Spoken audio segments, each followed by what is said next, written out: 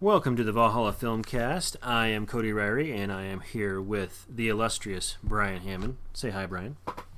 Hi. Bryce is now joined the ranks of fatherhood, so he is still off, doing that. And she being the first child, we'll get Bryce back sometime, but we don't know exactly when. But he is still a thriving member of the podcast, and he sends texts with ideas and insults for us all the time. So yes, we'll have him back soon, and that's where he's at. Anyway, on to the weekly update. Big news of the week. I want to put this right up top because this just happened for us as we're recording this. It just happened yesterday. The death of Gene Wilder was a big news story, and I just wanted to take a minute to talk about him, his body of work, some of our favorites maybe, recommendations for you who want to remember him, some of the things that stuck out about him. I don't know, your thoughts, Brian? Yeah, when I saw that, I was like, kind of sad. All anyone posted about was Willy Wonka, which, yeah, I have fond memories of that too, I suppose. Young Frankenstein, and the other one that I really love him in, it's really kind of third-rate film, but is it Haunted Honeymoon? Is that the one I'm thinking of? Or yes, yeah, with Gilda Radner. Yeah. Anyways, it's very kind of slapstick and over the top, but I enjoyed it as a kid. But yeah, he'll be missed.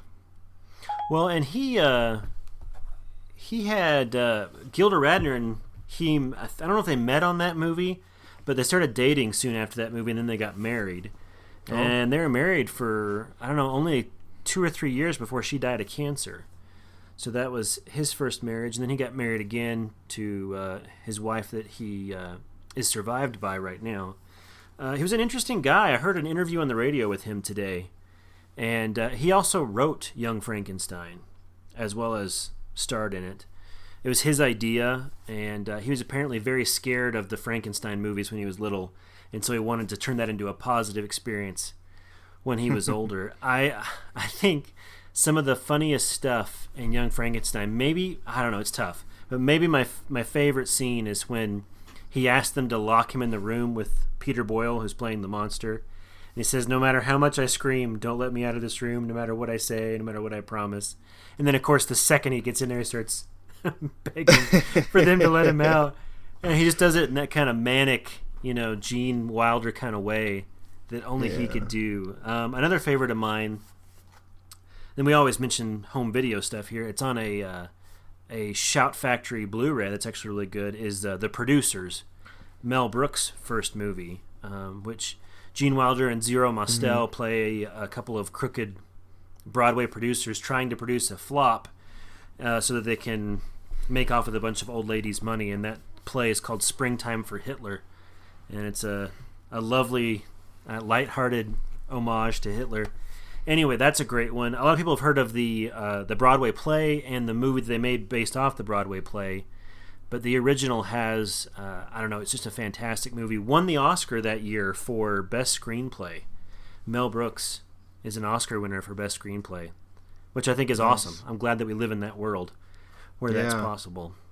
I've been seeing a lot.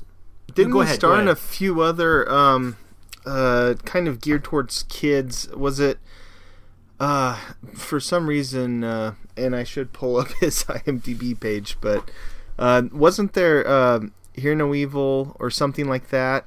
Another... Yeah, See No Evil, Hear No Evil. I was just going to bring that up because on the postings that people are paying tribute to him, I have seen that movie mentioned over and over and over again in quotes from that movie, and I had never heard of it until yesterday. So it's going way to the top of my need-to-see list, because a lot of people that I have a lot of respect for have really recommended it, and then people I don't know have also recommended it. So that one's going to go on my list. On the interview today, he talked a lot about his work with Richard Pryor in movies like Silver Streak, and they played some clips from Silver Streak specifically that sounded really funny. So I'm interested to see those too. I was surprised at myself because I'd only seen the Mel Brooks, Gene Wilder movies and Willy Wonka, and that was about it for Gene Wilder. Uh-huh. So that's 4 movies because he was in 3 for Mel Brooks. He was in Young Frankenstein, he was in The Producers, and he was in the Western one, Blazing Saddles. Blazing Saddles. It was originally called Mr. X or something like that. But yeah, he was in, those are the 4 that I've seen, and there's this whole other repertoire of movies that people seem to really love and looks really interesting. So that's going to go on my watch list for the next little bit as I try to pay homage to Gene Wilder. And we should mention his very first movie appearance in Bonnie and Clyde, which is kind of a smaller part, but it's really interesting to see him that we probably role. should also mention that See No Evil, Hear No Evil is not a kid's film. That is rated R. I'm not sure which one. There's a time period that I kind of blur together, like Brewster's Millions and all these different kids films, and apparently that wasn't him. I'm going to have to do a little bit of more research and sort that all out. I thought See No Evil, Hear No Evil, he was with Richard Pryor. Richard Pryor in that too, yeah. Yeah, and Richard Pryor did not do anything but rated R movies. It was not. He Richard did Pryor's do DNA. one kids one. Did he? I swear he did one. Yeah, Well, and I guess he did do Superman 3, which I forget about. Most people do. Yeah. Well, we digress. We could talk about stuff all the time. But I just wanted to make sure that one of these living legends, well, not this living legend who's passed away now, got due time during the weekly update. Because he's Willy Wonka is my daughter's favorite movie. She's only 3, but she always asks for Loompa, that's what she calls it. And she can't get enough of that movie. And of all the movies she could have picked to watch 30 times, that is probably the least torturous. Because nice. Gene Wilder, he's always interesting to watch, even on rewatch, probably literally number 30. There's just something about him that's so interesting. And his interaction with kids has this very kind of sharp, edgy, but not mean quality to it. Anyway, yeah, fantastic, and he will be missed. All right, back onto the regular weekly update schedule. Box office. We saw Don't Breathe take the top spot away from Suicide Squad, and it took the top spot with twice what the studio was expecting it to bring in. So a big success story there with Don't Breathe. Some of these horror movies, they really click with audiences, it seems. The marketing campaign did a good job of selling this concept. Same thing with Lights Out. Lights Out did really well because of, I think, a really good marketing campaign. Yeah. And I think people appreciate seeing something new that's not just another slasher movie or just something else. It's got a new twist to it. People will show up for that. So I think that's an encouraging thing. It's getting pretty good reviews, too. Yeah, I'm excited. I have not seen it yet. I was out of town this weekend, but it's definitely on my list to see. And as far as horror films, I like to see as very little about them as possible. I see the trailer and that's it. I forget about it after a month, and I'm happy. But I did think that so the main characters, they break in. They're thieves, and they break into this guy's house, and that I did not understand that. I thought that he was kind of he was a marauding, blind serial killer. Yes, yeah. which would be interesting as well, but it just was different than what I was expecting. So I don't know. I'm really curious to see that. And what else came out Friday? Oh, that was the big release. That's all I wrote down. Did you have anything else that caught your eye from the box office this weekend? Nope. Okay. Movies that are coming up, trailers. The only one I saw this week was a horror film, and it's called Rings. Have you seen this? Yeah. It's a sequel to The Ring, and I suppose The Ring 2. May it rest in peace as well. So the first The Ring was a pretty good movie. Ringu, the Japanese film it's based off of, it was also fantastic. The Ring 2, I remember watching it once, and I think I fell asleep. Not a good commentary for a scary film. Yeah, I don't think I've seen The Ring 2, to be quite honest with you. So that's probably a good thing. Well, and they're taking, I don't know, the trailer, all it did was communicate that the little girl Hashimoto or whatever her name is that crawls out of the well and out of the TV. She's now into flat screens and stuff and modern technology. She's evolved from VHS, huh? That's right. And it is. It's like they open a file on a computer and it's the video and stuff. Evil ones and zeros, I suppose, instead of evil tape.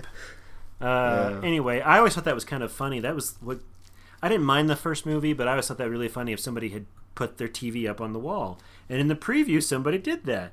They had their TV up on the wall, but then she ripped it off the wall. It landed on its face, and then she like crawled out from underneath it. And it's like, no, just put it higher. Put it higher. Turn it to the window. That's what you do. You take it off the wall, you put it to the window, and then there she goes, 4 stories down. I solved the movie. There you go. There's your ending for Rings 2, if you do a Rings 2. How did they miss that? Wow. You're welcome. Anything else caught your eye trailer-wise this week? No. Nope. Okay, moving on. Movies that were watched by us in other media, such as Redbox or Netflix. Anything like that? Did we watch anything this week? You're going to have to fill in here, too. I'm non-existent on Netflix and Redbox. Well, I didn't watch anything Redflix or Netbox. I did watch a movie that I bought during the Barnes & Noble Criterion sale, and I finally got around to watching it.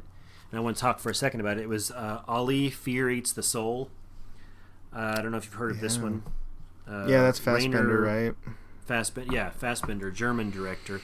I've heard a lot about him, never seen any of his movies. This one's considered by many to be his masterpiece, and I can see why. It's the story of, in Germany, it's a German film that takes place in the 70s. It was made in the 70s as well, and it's about a Muslim immigrant, a worker, and he and his other friends are all in this Muslim workers' bar. They're from the Middle East, and this older German lady comes in to get away from the rain. And one of the girls dares him to go dance with her, kind of as like a ha-ha, old German lady who's like 30 years older than him. And he says, okay. And he gets up and he dances with her. And then they start talking. And then he walks her home. And they keep talking. And they develop a relationship. And it's this really sweet, really well-acted, very real romance between this young Muslim guy and this older lady who both feel kind of outcast from society. And then when this isn't too much of a spoiler alert because it's about 10-15 minutes in, they get married. And then you see all of the racism and the problems they have to encounter. It's just fascinating how a movie from the 70s could be so timely still, even today. Not just the age gap, but the fact that they were talking about a lot of the Muslim workers were getting a hard time because of Munich. He references the Munich Olympics and the terrorist attack that happened then. And now we're still dealing in Europe with terrorist attacks and the problems that come from immigration. So how far we haven't come, I suppose. Yep. Darn it. Say. Anyway. Yeah, it's a great movie. I totally recommend it. Criterion did a great version of it. It's fantastic on Blu-ray. What were you going to say? Oh, I was just going to say, I haven't been, I just have such a backlog of titles that I'm plowing through, and so I just haven't been watching Netflix. So, did you have any backlog titles that you watched that were interesting this week that we're not going to do shows on? Because I know you watched one we're going to do a show on. But yeah. I watched, probably to date, my favorite giallo film, Italian film. It's actually was in English, but What Have You Done to Solange? It's an Arrow release, and I really fell in love with it. It's not as atmospheric as Argento, but the style is not lacking at all, just because it's not, out there as much. And it was kind of neat because they did it in English, and they did so that's kind of an unusual thing, for it to be in English. Yeah, but the acting, the transitions, everything, it was just top notch. I mean, I love that these labels exist out there to kind of curate pull these different hidden gems that have been lost for decades and bring them to light again, because I obviously don't have the wherewithal or the knowledge or the time to hunt all of these out, and it's just nice to pull something off your shelf and know it's going to be a good experience. And so that was good, and that's all I can think of right off. I did watch Harold and Maude recently. I don't think it was this week. I think it was the week before. Oh, that was... Have you seen it? Fantastic movie. Oh, yeah, it's I got great. that one on Criterion Blue from our local library. So way to go, Rexburg local library, for having Blu-rays Criterion style. Yay. Yeah, that was incredible. It was just so dark and funny, and I mean, I didn't know it was going to be that comical. I watched it with my son, and maybe that's halfway. When you watch it alone, is a different experience. Is it as funny? It's very dark. Funny. It's very dark, yeah, but it's very funny. That's my kind of humor. But there's many times when he doesn't attempt suicide. He mimes suicide. He's not really. Yeah. And there's one where it's in the background of the fire shot, and I was crying. I was laughing so hard.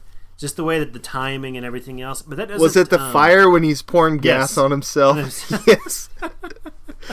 And I was taken so back the first time he commits suicide or tries to commit suicide. I because I didn't read anything about it. It's kind of a blind watch, and the cover art did justice. The Criterion's cover art. So yeah, it was great, and I love Ruth Gordon. She is such a great actress.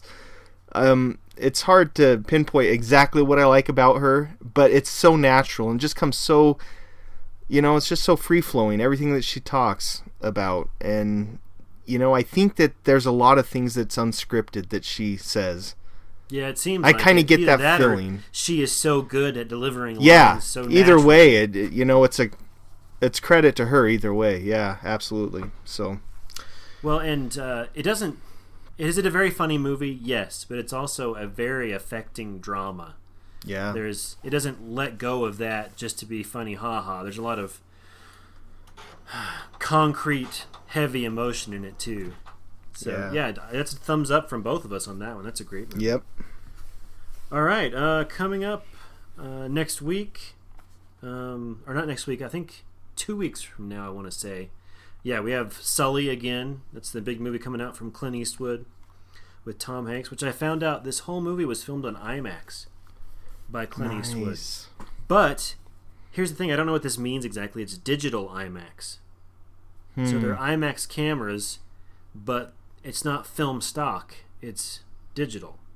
So I don't know what that means, to be honest. That'll be interesting to see.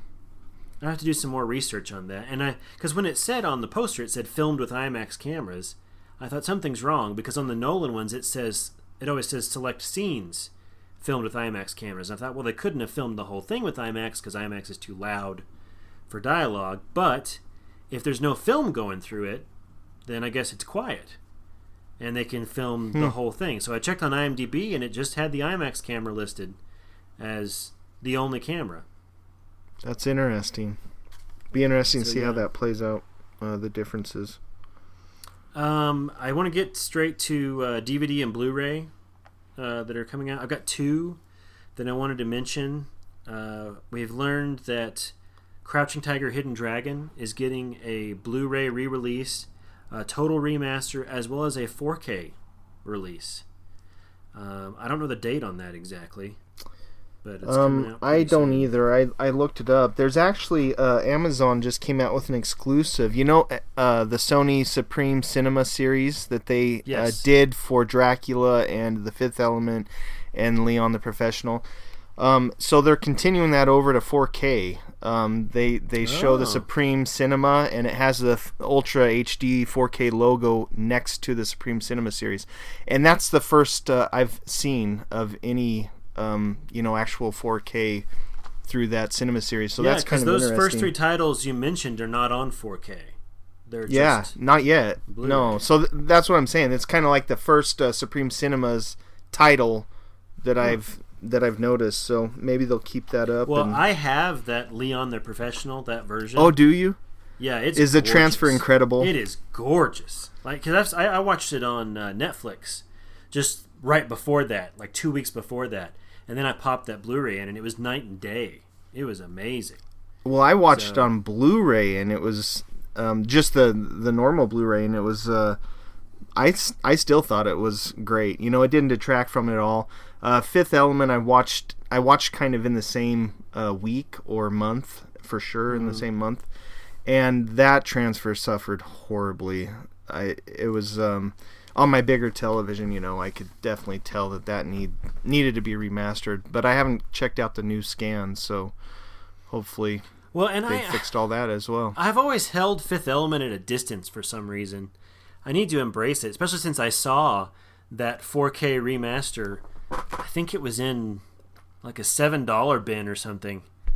I totally should have gone for it, but I didn't. Yeah. Are you serious? I keep holding it at a distance. I don't know why. It's never. I watched it when I was younger and it didn't win me over. But I also didn't like Blade Runner when I was little, so I was an idiot when I was little, and I need to give it another shot. Okay, the other one I wanted to bring out, September 6th. We're getting The Iron Giant on Blu-ray, which is one I've waited for a long time. I am a big fan of Brad Bird and his first movie, The Iron Giant, and that will complete my Brad Bird Blu-ray collection once I get that for $9.99 on Amazon. That's not shabby. Yeah, I'm pretty excited for the price and for the release. Also, they are releasing another pet collectible item of mine, a hardcover Art of the Iron Giant book, which I believe is like $17, which is a lot cheaper than those things usually are. So yeah, for fans, if you're one of the few people who saw that movie, since it didn't, a lot of people did not see it when it came out, you know how good this film is, and if you haven't seen it, it's well worth a watch. So are you a Brad Bird complete of everything that he's done, or just things? Well, I don't know this. I don't own the Simpsons episodes that he's done, and I don't own the Amazing Stories. He did one Amazing Story. He did a animated Amazing Stories for Steven Spielberg. I don't have those, but I have all of his feature films. Films. This will be, yeah. But he's only made 4. I want to say he made The Iron Giant. He Incredibles. made The Incredibles. He made Ratatouille, and then he made Tomorrowland. I think that's it. And I'm a big fan of all those. Screw you people who didn't get Tomorrowland. It's awesome, and it's positive about the world. So there you go. You heard it here first. Any last comments on Blu-ray releases? Yeah. Okay, go for it. Yeah.